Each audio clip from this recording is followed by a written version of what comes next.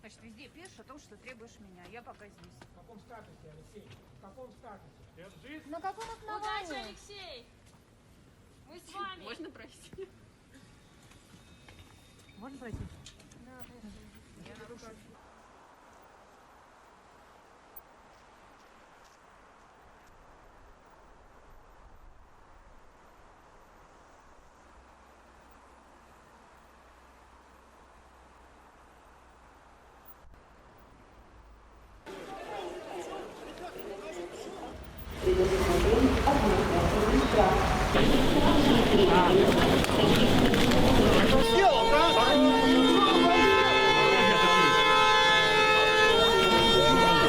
Дороги отходим. На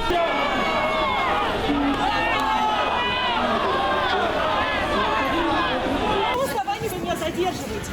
На каком основании вы меня задерживаете?